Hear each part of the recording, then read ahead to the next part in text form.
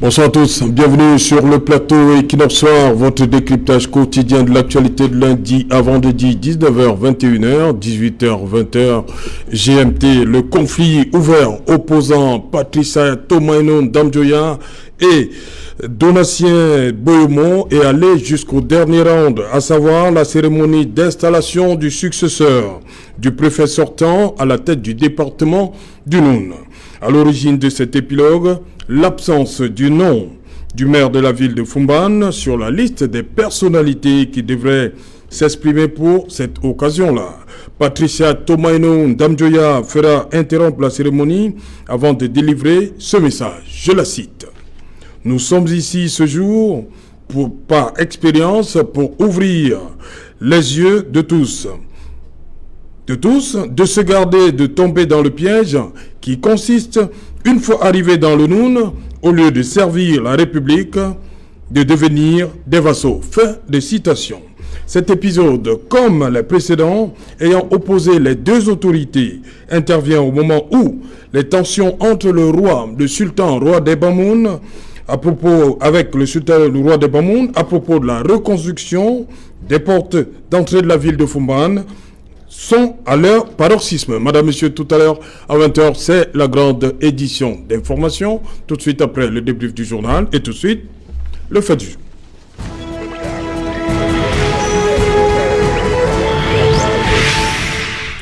Reconstruction de la porte d'entrée de la ville de Foumban et installation du préfet du Noun.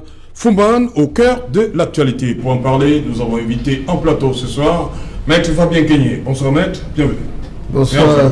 Monsieur Saint-Jalin autour, le journaliste de l'année 2020, pour ce qui me concerne, particulièrement la télévision du monde, télévision du peuple, et par extrapolation.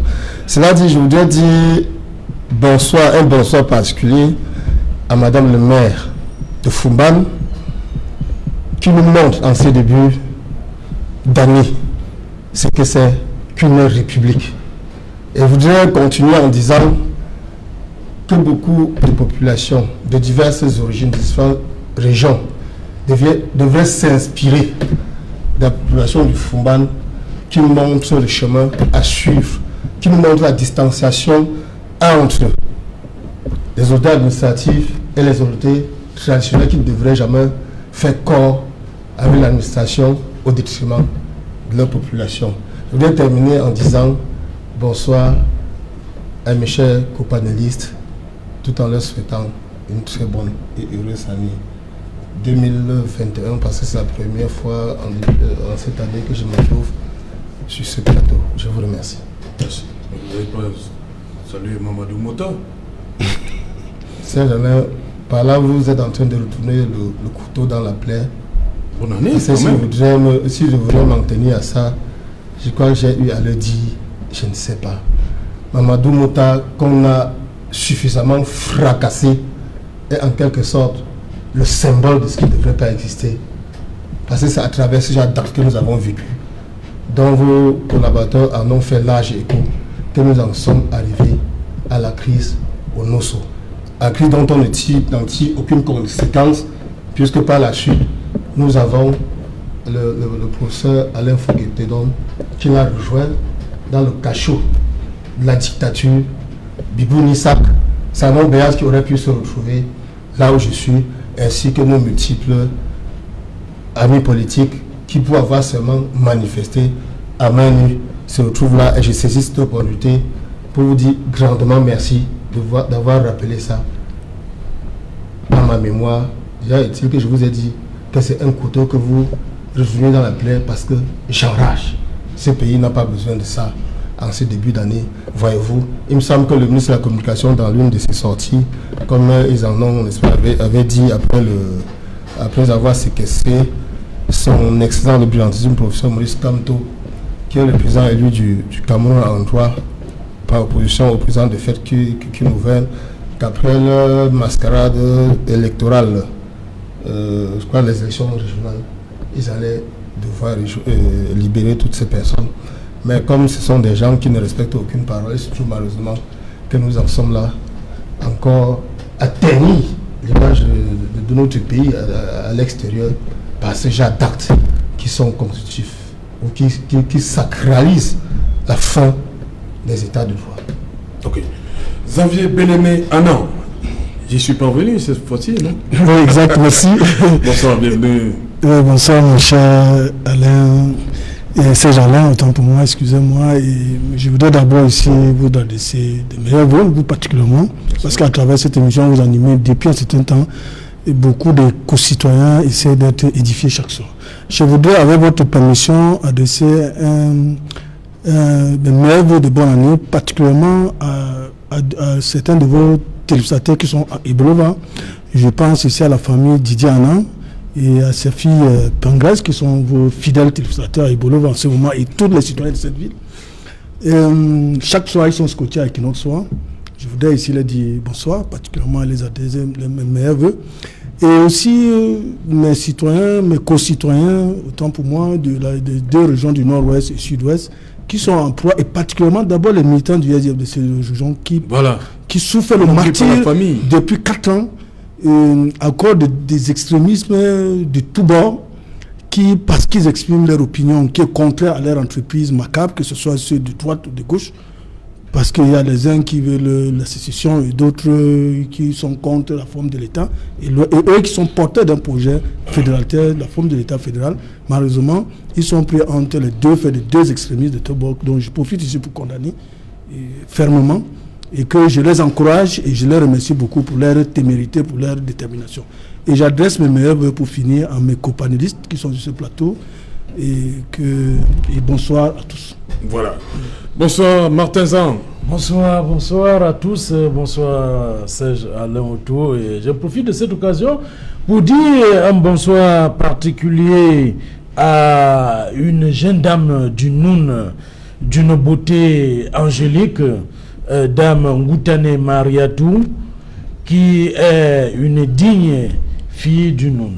Et en passant, je dirais aussi bonsoir à tous les téléspectateurs et aux populations de Ngouantet dans l'arrondissement d'Onkolmatet. Merci. Voilà, merci. Alain Dupont, bonsoir. Bonsoir Serge Alain et merci de l'invitation. Je voudrais, avec votre permission, adresser toute ma déférence au sultan, le sénateur Ibrahim Bombon-Djoya. Je voudrais saluer toutes les notabilités royales du Noun et saluer également ma modeste famille qui nous suit en ce moment. Vous ne saluez pas le maire de la ville de Fumban? Le maire fait partie de la population. Elle est citoyenne, comme tout le reste. Merci Alain Dupont. Alors bonsoir Fumban. Merci Alain Dupont. Alain Dupont, vous êtes au courant de ce qui s'est passé à Fumban, cette cérémonie d'installation où l'actualité est, où on va dire comme ça que le maire a fait l'actualité. On ne va pas hésiter à le dire. Pourquoi on a tenté de bafouer les usages? Pourquoi exclure ce pan important de l'event flow, c'est-à-dire la prise de parole du maire de la ville pour accueillir celui qui arrive? Comment on en arrive là? Expliquez-nous. Bon, je crois que ces derniers temps, les rapports sont un peu conflictogènes entre la mairesse de Fumban et l'autorité royale du Noun, Tomaïnon Damjoya et le sultan. Et de mon modeste point de vue, j'ai le sentiment qu'on échafaude des schémas pour renforcer cette situation conflictuelle. Or,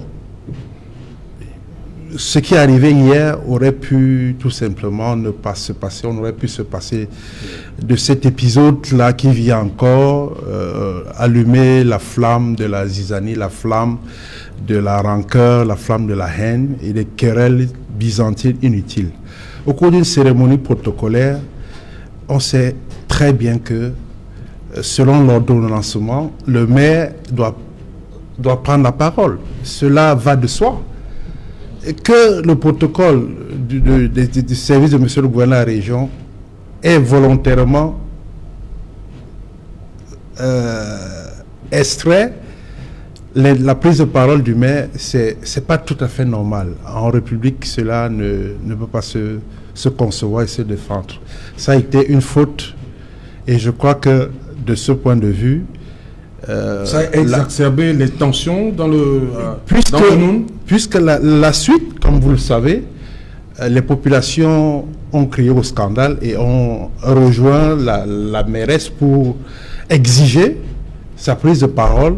Sinon, la cérémonie n'allait pas se poursuivre normalement. Oui. Et donc, je crois que c'était une réponse du berger à la bergère. Pour ma part, je note simplement qu'il y a eu une omission, peut-être volontaire ou pas, je n'en sais rien. Je note qu'il y a une omission, mais qui est vraiment dédommageable. Je ne veux pas justifier cette omission-là ici, n'ayant même pas reçu mandat de qui que ce soit pour le faire. Donc, je voudrais simplement lire cette actualité-là avec toute la neutralité possible pour indiquer que, en réalité, ce sont des choses qui se préparent en avance. Une cérémonie comme celle, c'est même un rituel républicain. L'installation du préfet, c'est conçu selon un ordonnancement qui n'est pas à sortir de la cuisse de Jupiter. Tout le monde sait comment ça se passe. Et il revient à l'exécutif municipal de prendre la parole au nom de l'ensemble des populations pour adresser une chaleureuse bienvenue à toutes les autorités, à tous les invités, aux populations elles-mêmes et tout le monde. Donc, lorsque vous venez dans une ville comme Foumban, où il y a bel et bien un maire qui est en place, vous faites abstraction du maire, qui est chargé de vous accueillir. Il ne faut donc pas que les autorités administratives qui ont la responsabilité d'encadrer les populations, y compris même les exécutifs municipaux, viennent dans le Noun avec l'intention d'exacerber des conflits qui existaient déjà. Moi, je pense que s'il y a un tel agenda, il est temps de le réviser. Parce que le Noun n'a pas besoin de combats de coqs inutiles. On n'a pas besoin de se livrer en spectacle, un spectacle aussi hideux devant la face du monde, pour des questions d'ordre protocolaire. Faire un discours, encore que dans ce qu'elle a dit, je ne vois même pas ce qu'il y avait de scandaleux, pour que on l'obligeait à ne pas le dire, à ne pas s'exprimer en public. Donc, pour ma part, pour me résumer, je crois que le gouverneur de la région de l'Ouest, élégance oblige, devrait présenter des excuses à cette dame.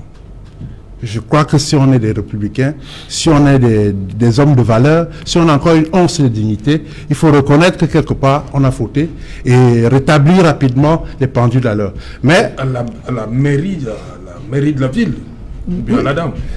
Bon, vous voyez que c'est la mairie de la ville qui a été au-delà de Madame Damdouya. Non, il ne faut pas que le débat soit concentré sur les personnes. Voilà, c'est pourquoi je dis donc à la mairie de la ville. Exactement, vous avez parfaitement raison. Lorsque vous parlez de la mairie de la ville, bon, peut-on dissocier la mairie de celle qui exerce la tutelle? Bon, oui. Ça, c'est le combat, la tragédie de la poule et de l'œuf. Moi, je ne veux pas rentrer dans ce débat, mais juste pour indiquer que ce soit à la mairesse ou bien à la mairie de Foumban ou bien à l'ensemble de la population, parce qu'elles elles ont bruyamment manifesté. Oui. Donc je pense que le gouverneur, modestement, je ne lui donne pas des leçons, je n'en ai même pas qualité. Moi je pense que quand on a fauté quelque part, après un recul, après examen de conscience, on devrait pouvoir se ressaisir et voir là où on a trébuché, s'il faut rectifier, et je crois que c'est le cas de le faire, puisqu'il y a une lettre de Madame le maire qui a été adressée au gouverneur de la région de l'Ouest. Je crois que monsieur le gouverneur de la région de l'Ouest peut sauter sur cette aubaine-là pour lui répondre et présenter ses excuses, comme elle exige d'ailleurs dans cette missive. Justement, Xavier Bellemé, vous voyez, pour vous, c'était quoi? Une omission volontaire? Non, je voudrais d'abord signaler à l'attention de votre histoire que ce qui s'est passé à Foumban est la traduction, ce qu'un maire élu, un élu représente à l'autorité administrative, à l'autre gouvernant. Il n'est que le maire pour l'autre gouvernant n'est qu'un postier, c'est-à-dire un agent de poste, bon pour distribuer du courrier, un vaguemestre en quelque sorte. Mais en réalité, le problème c'est quoi? Est-ce que ce n'est pas plus lourd que ça? Non, c'est ça, c'est exactement ça. Parce que si... Est-ce qu'on aurait fait la même chose à un maire élu RDPC à Foumban? Parce que ce maire RDPC à Foumban serait docile, serait le coursier, il aurait accepté la position de coursier et de postier. Mais comme dans le maire... Est-ce qu'on n'aurait pas... le nom, c'est-à-dire cette phase où le maire devait intervenir, est-ce que ça devait disparaître comme c'était le cas hier? si le maire était RDPC? C'est intéressant votre question, elle est très bonne, parce que si c'était le maire RDPC, il aurait exactement agi tel que l'ordre gouvernant veut. Rester le postier et de venir lire un pamphlet qu'on l'aurait écrit préalablement, il l'obligeait de lire. Maintenant, puisque Madame le maire de Fumban, Madame Damdjoya, elle s'assume, parce que c'est une députée de la nation, elle a d'abord été députée de la nation avant de devenir maire de la ville de Fumban. Elle a une forte expérience et qu'elle a une forte tête. Et si les 360 communes du Cameroun avaient des maires, particulièrement le maire RDPC, avaient copié son attitude, je crois qu'aujourd'hui, il y aurait beaucoup d'avancées. En principe, qu'est-ce qui s'est passé? Quand vous regardez de très près la situation de ce jour à Fumban, il y a eu des manœuvres souterraines. Et c'est ça qui amène le gouverneur a manqué à avoir un comportement républicain, qui voudrait que dans des pareils usages, c'est le maire qui reçoit le gouverneur, l'autorité en question. Et de deux, ce qu'il faut aussi dire avec force, ce qui s'est passé à Fumban, non seulement c'est un crime de lèse-majesté contre Madame le maire, mais c'est un crime contre la légitimité populaire. Parce qu'elle, ce n'est pas l'individu qu'elle est. Elle représente les populations de la ville de Fumban et elle parle au nom de tout un département. Vous voyez donc, c'est un crime de toute une ville. Pas de toute une ville, autant pour moi. Merci pour le merci pour le rectificatif. Donc là, on fait donc un crime contre la légitimité populaire. Et je rappelle que ce gouverneur n'est que la volonté d'un individu. Le pouvoir au Cameroun, la dévolution du pouvoir au Cameroun se passe à 3 niveaux actuellement. Le premier niveau, c'est au niveau de la commune, le second niveau, c'est au niveau des conseils régionaux, et le troisième niveau, qui est le président de la République, l'Assemblée, le Parlement et le président de la République. Voilà les 3 niveaux de la dévolution du pouvoir politique. Et qu'un individu nommé, c'est pour ça que l'OSTF, une fois de plus, est réconforté sur sa position initiale, c'est la forme de l'État fédéral. Dans un État fédéral, il n'y a ni sous-préfet, ni préfet, il n'y a que des gouverneurs élus qui répondent à la volonté populaire. Alors, voyez-vous, on a un géant ici, le Nigeria, qui a près de 180 millions d'habitants. Il n'y a ni sous-préfet, ni préfet. Il n'y a que des gouverneurs élus et il n'y a même pas les NAM dans ce pays. Les NAM n'existent pas là-bas. Mais c'est le pays le plus puissant d'Afrique économiquement. Le SDF fait un problème avec les NAM. Hein? Mais les NAM, c'est la reproduction de l'élite comprador, mon cher Sejalin Outou. C'est une école dangereuse qui nous maintient dans le sous-développement et la misère totale. Elle est responsable de toutes les misères du Cameroun. C'est elle qui est partout. Voilà, ce n'est pas un homme politique qui est allé causer un incident aussi grave comme celui-là à Fumban. C'est un ancien élève de l'ENAM. C'est la reproduction d'une école néocoloniale. Il se comporte exactement comme les anciens colons se comportaient avec les nègres. Il est le négrier en place à la place du colon qui est parti. Okay. C'est de ça qu'il est question. Il faut dénoncer de telles attitudes. Et ici, moi j'encourage Mme Damdjoya et j'appelle à tous les maires, qu'ils soient du RDPC ou de tout autre parti politique, de se comporter exactement comme cette dame. Elle est même aujourd'hui un modèle. Moi je l'apprécie. Ok, voilà, on va d'abord faire un tour à Paris où nous attend Abdelaziz Moundé. Bonsoir Abdelaziz. Bonsoir Serge Alain, bonsoir au tout. Voilà, Abdelaziz Moundé, vous êtes consultant, chercheur également, journaliste. Vous avez suivi ce qui s'est passé hier à Fumban. Quelle appréciation faites-vous de cet autre, entre guillemets, spectacle qui nous vient de Fumban? Ce qui s'est passé à Fumban hier est à la fois une continuité dans l'histoire et une rupture aussi. Une continuité dans l'histoire parce que dans le Noun, le département du Noun, ce qui était appelé autrefois la région Bamoun, les conflits, les rivalités entre personnalités, Olusedu, donc le roi des Bamoun à cette époque-là, qui était opposé à Félix Roland Moumié, et puis, c'était Ndamdjoya Adamou à partir de 1991 qui était opposé à Anjim Olusedu, puis à Ibrahim Bomoundjoya, puisqu'en 1996, Adamou Ndamdjoya a été victorieux pour les municipales. Il a remporté l'élection municipale à 87%, contre 13% pour le candidat du RDPC qui était Ibrahim Bomoundjoya. Le sultan, roi des Bamoun, comme on le désigne très souvent, je rappelle que cette désignation-là est une désignation qui est une désignation symbolique. Dans la nomenclature camerounaise, les désignations, c'est chefferie traditionnelle. Et elles sont classées en premier, deuxième, troisième degré. Et chez les Bamouns, de manière coutumière et de manière habituelle, on appelle le monarque le sultan roi des Bamouns. Sultan à partir de 1899, quand les Bamouns ont adopté l'islam, et roi des Bamouns de manière classique. C'est le fon des Bamouns qui est traduit en français roi des Bamouns, comme dans l'ensemble des Grâce-Îles, on a les fons. Donc, quand on a créé donc, ces premières phases de décentralisation au Cameroun, si vous voulez, la commune de Foumban de 1955, donc la commune mixte rurale de Foumban, était dirigée par le roi des Bamouns, donc Jimolou Sédou, qui était député maire de la ville de Foumban. C'est-à-dire qu'en 1955, quand on crée donc cette commune mixte rurale, c'est le roi qui est maire de la ville. Et en 1959, quand le statut de la commune est réaménagé, c'est-à-dire que la commune mixte rurale devient une commune de plein exercice, deux des démembrements, un Foumban urbain, donc il y a le maire de la ville de Foumban reste le sultan roi des Bamouns. Jusqu'en 1972, où il y a un statut justement sur les communes au Cameroun, cette commune devient une commune urbaine et donc il y a une commune rurale à Foumban.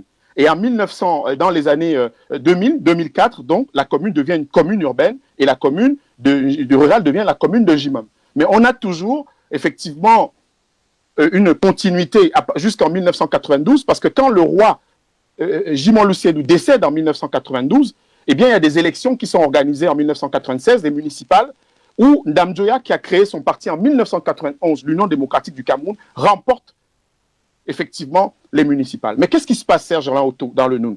C'est que vous avez, dans le pays Bamoun, de manière générale, quelques personnalités qui ont émergé dans l'histoire. Ces personnalités s'appelaient Mosé Yap, s'appelaient Félix Roland Moumié. Ces personnalités, c'est Ndamjoya Adamou. Ces personnalités, certaines ont contesté non pas l'autorité royale, mais le fait qu'il y avait une confusion entre la personnalité du roi, donc l'autorité traditionnelle, et la question républicaine. Autrement dit, si le sultan et le roi est maire de la ville de Foumban, il y a une confusion des rôles.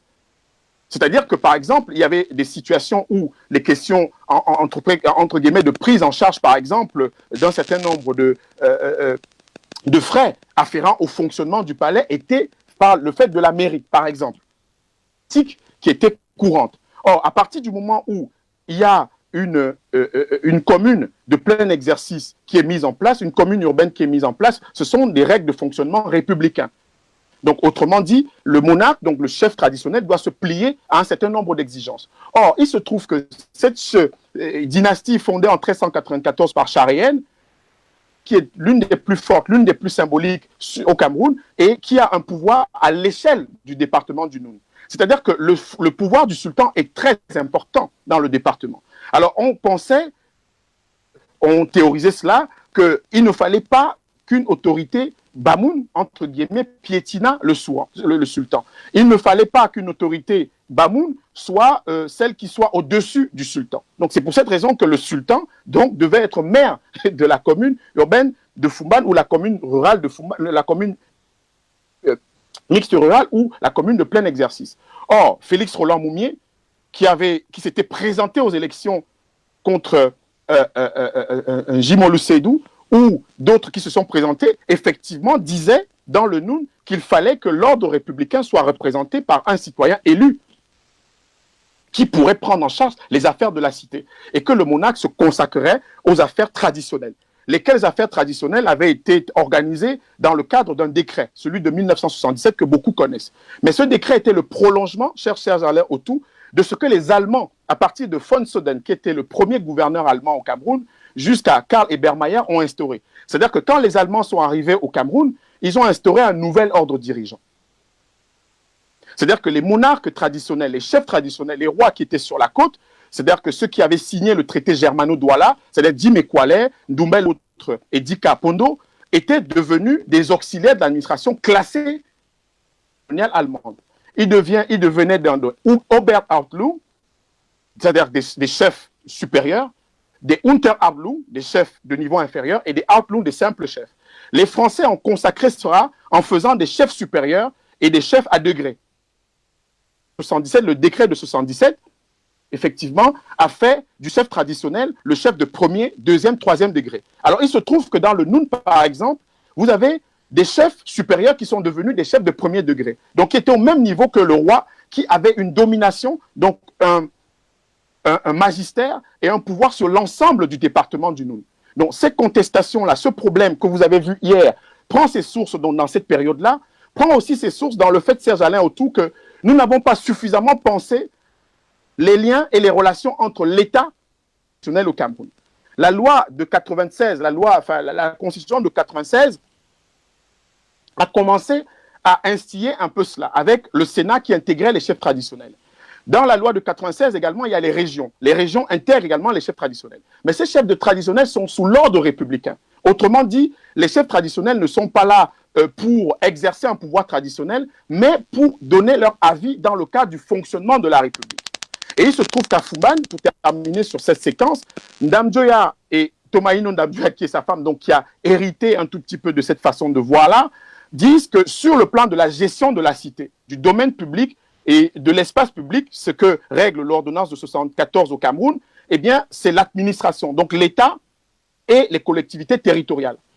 Sur le plan de la gestion du patrimoine, il y a eu un inventaire du patrimoine qui a été amorcé en 2003 au Cameroun avec le soutien de la coopération française. Cet inventaire du patrimoine aurait permis quoi, Serge Alain Autou? D'identifier dans le cas d'espèce, dans la ville de Fumban, tous les sites précoloniaux qui étaient sous la gestion, donc les sites qui ont une valeur symbolique. Vous avez vu ce qui s'est passé avec la porte d'entrée de Fumban. Il y a eu des rituels. Parce que cette porte d'entrée est très importante dans l'histoire du peuple Bamoun, puisque c'est où les tranchées avaient été creusées par le 11e roi des Bamoun qui s'appelle Mwombo Mandou, qui a régné jusqu'en 1813, donc de 1757 à 1813. C'est lui le roi stratège qui a établi le Noun d'une superficie de 700 km² à 7000 km², donc jusqu'aux confins d'une cam pratiquement. Et ça a reflué progressivement puisqu'il y avait des populations qui réussissaient à se libérer de ce joug-là. Donc Mwombo a fait creuser des tranchées autour de la ville de Fumban et cette porte d'entrée représente un tout petit peu cela. Donc c'est une charge très Voilà, Ablaziz, on vous reprend, parce qu'on a une séquence sur cette porte d'entrée justement. On va revenir sur ce conflit-là qui a également fait parler de Fumban, la porte d'entrée qui a le droit d'effectuer les travaux, qui n'a pas le droit. D'abord, maître Fabien Kenyé, vous avez assisté également, vous avez compris, vous avez suivi ce qui s'est passé hier du côté de Fumban. Quelle est votre appréciation? Bien évidemment, Serge Alain Autou, je dois vous avouer que c'est avec un très grand étonnement, cependant sans surprise. Comment devrait-on lire cet incident? En réalité, nous avons eu affaire au parti État RDPC qui est venu dans une représentation populaire légitime, la naguer. C'est de ça qu'il s'agit. Et ça traduit là un tout petit peu la faille ou l'enfumage politique qui nous est vendu sous le sceau de la décentralisation. Parce que je ne peux pas comprendre qu'une autorité administrative qui doit son statut à peut-être 1 millionième d'un bout d'encre en vienne à défier une autorité traditionnelle légitime, représentative, régulièrement votée par une population à pratiquement 87%, autant que je me souvienne.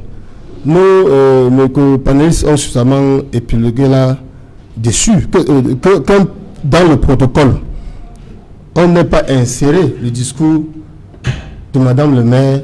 C'est une insulte à cette population-là. Comment pouvez-vous imaginer qu'une autorité administrative qui arrive dans une population n'interfère pas ou n'intègre pas dans son programme la personne la plus représentative pour la recevoir, elle passe par des passe-droits pour désigner une certaine élite qui, selon elle, devait la représenter. Nous avons eu affaire à un régime qui ne veut rien comprendre du tout, je crois, aux besoins de la population. C'est le RDPC, certainement, qui s'est rendu dans le monde pour installer qui voulait. Il se trouve, malheureusement, que dans cette partie, contrairement à d'autres régions, c'est l'opposition qui, sur le plan administratif ou sur le plan de la représentation de la population, est installée là. Serge Alain, au-delà de cet incident, ça pose le problème de la forme de l'État, qui est aujourd'hui le problème fondamental qu'on devrait régler pour que ce pays puisse s'en sortir mieux. Depuis pratiquement 1996, à la suite de la tripartite talk qui a eu lieu en 1993, le parti État RDPC s'était engagé dans un consensus à nous conduire vers une sorte de forme de l'État de gouvernance décentralisée. Depuis lors, il avait de la tripartite. De la tripartite, décembre 91. Autant pour moi, merci. Il me semble que c'est après 91 que nous en sommes arrivés à la suite des pourparlers à la Constitution de 1996 qui consacrait la décentralisation. Jusqu'en 2019, autant que je me souvienne, aucune mesure n'avait été mise en place pour que ce mode de gouvernance puisse prendre corps. Jusqu'aujourd'hui, nous avons eu un tout petit peu, n'est-ce pas, un reflet qui vient de nous pour nous montrer que cette décentralisation peut être possible. Et l'État parti RDPC nous a montré que c'est l'État parti RDPC ou rien en dehors de ce parti, en dehors de ce mode de gouvernement, nous n'avons rien à faire. Pour dire quoi? Qu'en fait même, nous, la population camerounaise, se bat aujourd'hui bec et ongle pour chercher les voies et moyens pour régler la crise au Nosso. Mais notre État, nos gouvernants sont à 1000 lieues, n'est-ce pas, d'en venir. Ça, l'incident qui a eu lieu en est la preuve patente que c'est un gouvernement qui ne peut pas se régénérer. Le parti État RDPC ne peut pas se régénérer. C'est un parti qu'on devrait, je crois, déstructurer, dessoucher pour que vive ce pays. Si vous le permettez, je voudrais... C'est le RDPC qui a fait que... Absolument. Le RDPC ne passe pas son discours hier. Mais qui était au nom? Les gouverneurs, ce sont les membres du RDPC. Les préfets sont les membres du RDPC. Ils sont nommés par qui? Ils sont nommés par qui? Par le RDPC. Et je voulais dire ça, pour que la population comprenne. Qu'en principe, lorsqu'on parle d'une administration dans une démocratie, l'administration est là pour servir les alternatives gouvernementales. Pour dire quoi? Que chaque personne ou chaque parti politique, par exemple, qui apporte une alternative, l'administration qui est sur place se met à son service. Mais il se trouve que cette administration est tellement infiodée au RDPC qu'on ne sait plus si elle appartient au peuple ou si elle appartient à un seul parti. Ok. Martezan, cette situation pour vous, situation vécue hier dans le monde, comment vous comprenez qu'un usage soit carrément bafoué comme ça là? Comment vous expliquez ça? Oui, M. Serge Alain-Ouattara, lorsque on est face à cette situation, de prime abord, on pourrait d'abord condamner le gouverneur qui n'a pas pu, n'est-ce pas, respecter le fait qu'il soit reçu par la mairesse de Fumban. Mais il faut comprendre le problème. Le problème n'est pas parce qu'on a juste une situation en main. Le problème se pose au niveau de la porte de l'entrée du royaume, du grand palais du roi Mboumboundjouya. C'est de ça qu'il est question. C'est ça, parce qu'il faudrait que les populations et que les téléspectateurs comprennent bien. Tout part de 1757, lorsque le 11e roi des Bamoun, nommé Mbombo Mandou, est victime des assauts des cavaliers Bali Bacham venant du nord du Nigeria. C'est en ce moment-là qu'il réunit donc les notables, leur demandant de savoir qu'est-ce qu'il y a lieu de faire pour protéger le peuple Bamoun. Alors les notables vont donc demander au roi de faire des tranchées. Le roi va refuser, mais dans son sommeil, il va donc recevoir un messager de Bankim, le fond Bankim Rifum. C'est en ce moment-là qu'on lui demande donc de construire les tranchées, mais la population, une fois de plus, est heurtée parce qu'elle se retrouve face à des gros rochers.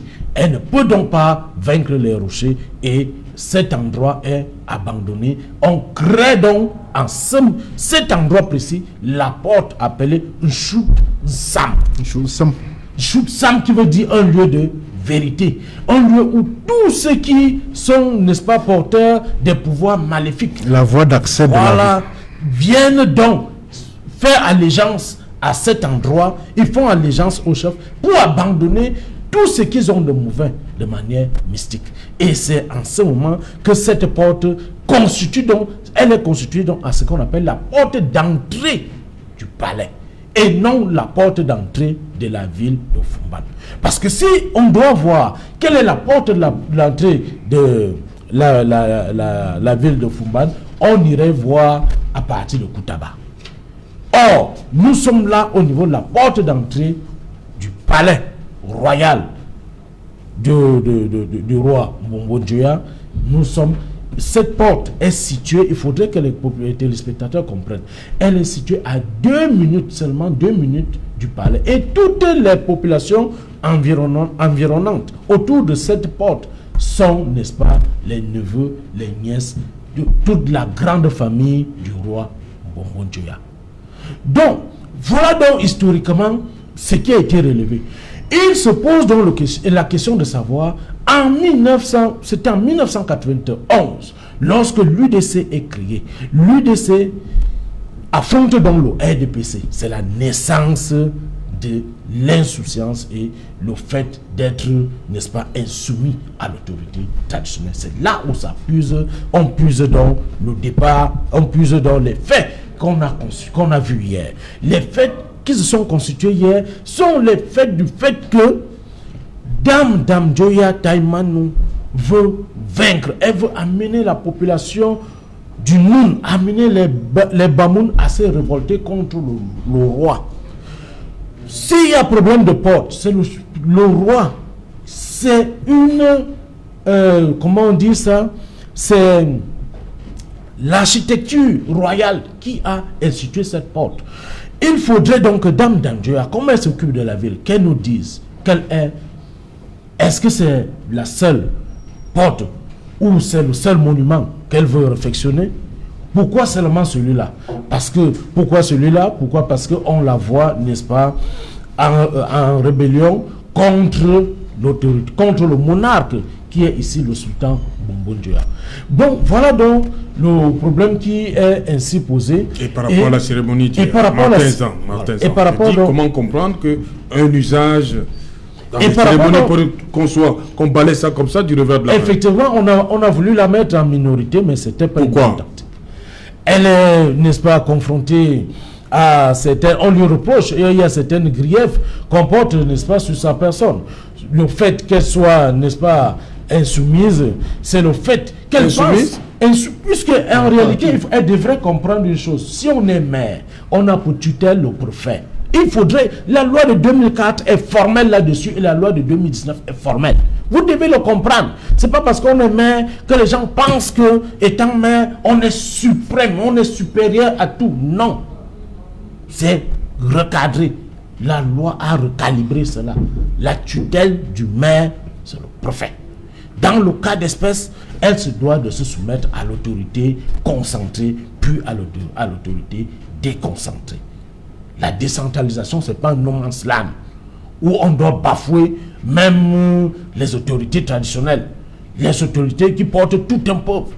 Tout un peuple, c'est l'histoire des Bamoun. Ce n'est pas l'histoire d'un simple peuple. C'est un peuple de guerriers, c'est un peuple d'artisans. Alors, ce peuple ne doit pas être mis à genoux comme ça par une dame, du fait qu'elle soit seulement mère. C'est parce qu'elle est dame qu'il y a un problème? C'est pas parce qu'elle est dame. Mais du fait qu'elle soit mère, elle croit qu'elle est au-dessus de tout. Non. C'est pas... La République a des règles. Et la première règle qu'elle devrait comprendre, c'est que c'était sa tutelle qu'on était en train d'installer. Et quand on installe la tutelle, on n'a pas droit à la parole? On a droit à la parole, je l'ai dit ça, j'allais autour. Pourquoi il donc? Faudrait... Ça a été, sûrement, peut-être c'était... quoi? On voulait la mettre en minorité. Pourquoi? Pour lui faire comprendre qu'elle a des problèmes. Qu'elle a des problèmes avec les problèmes comme ça, dans les usages, peut-être la place publique. Peut-être c'était un problème d'homme, mais en réalité, ce problème peut aussi se déporter sur notre terrain. Vous savez que c'est une autorité traditionnelle qui est investie d'un pouvoir mystique, qui est investie d'un pouvoir magico-religieux. Donc, on peut transposer le combat de l'autre côté, et là, ça devient autre chose. Voilà. Alain Dipo, on a suivi dans l'intervention d'Ablaziz Moundé, tout part de 96 en fait, lorsque l'UDC arrive à la mairie. Oui, effectivement, en 96, il y a les élections, je crois les premières élections locales, après le retour au multipartisme en 90. Et le sultan était malheureusement porte-étendard du RDPC. Il a mordu la poussière face à l'UDC du frère d'Abondam Djoya. Et puis depuis ce temps-là... Comment on peut faire ça à un monarque? Non, il ne faut pas voir le monarque. On voit plutôt le politique. Voilà, parce que je voudrais aussi souligner ici la dimension du citoyen qu'incarne un monarque. Ce n'est pas parce que vous êtes chef traditionnel que vous perdez votre caractère de citoyen, votre statut de citoyen.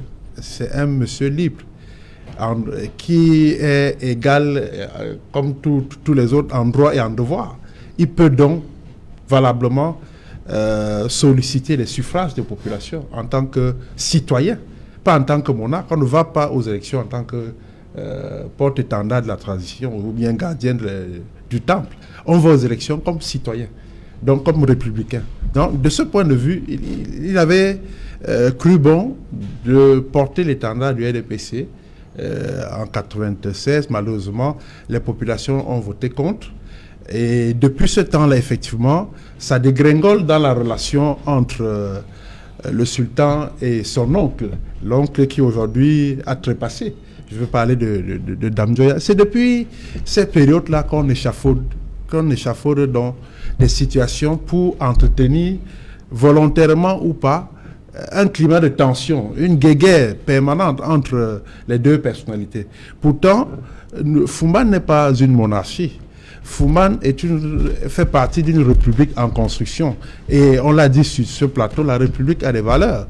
La république ne veut pas dire désacralisation de la tradition. La république ne veut pas dire remise encore en question, n'est-ce pas, de nos valeurs ancestrales ou historiques. La république n'est pas une remise à niveau, n'est-ce pas, de ce que nous avons de plus cher dans notre élément culturel. Non, du tout. La République voudrait que les gens travaillent de manière harmonieuse. Si vous êtes dans la légitimité, si vous êtes dans la légalité, les deux doivent cheminer ensemble pour que, parce qu'en fait, en filigrane, Serge Alain, vous comprenez que ce qui se joue dans le Noun, c'est une question entre la légitimité populaire incarnée par le sultan et la légalité incarnée par la mairie. Merci. Dans un instant, le 20h, il est déjà là. Cédric, bonsoir. Au menu ce soir. Bonsoir Serge Alain, bonsoir aux invités. Ce soir, nous vous proposons des enquêtes et des grands reportages. Première escale à Yaoundé, où un circuit de vente illégale des nourrissons a été démantelé par la gendarmerie. Comment une telle organisation criminelle a-t-elle pu se mettre en place? Élément de réponse dans le journal de 20h. Vous le savez, en 2011, le président de la République avait promis de nombreux projets structurels qui devaient transformer la région du Sud. Où en est-on aujourd'hui? Vous suivrez dans ce journal la colère des chefs traditionnels et le désarroi des populations devant la lenteur observée dans l'exécution de nombreux chantiers devenus de véritables serpents de mer. Quelle explication donner?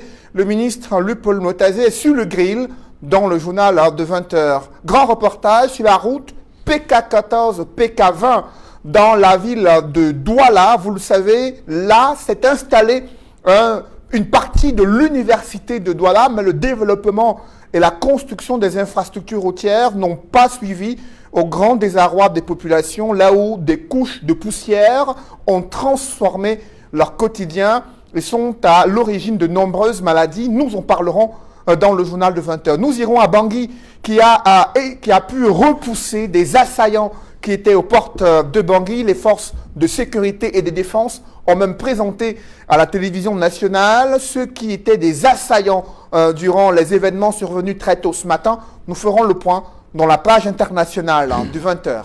C'est Jalin. Voilà, madame, monsieur, dans une trentaine de minutes, donc ce sera Equinox Soir, deuxième partie, le temps du débrief.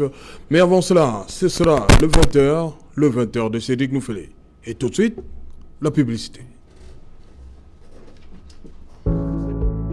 7 conseils pour se protéger contre le nouveau coronavirus.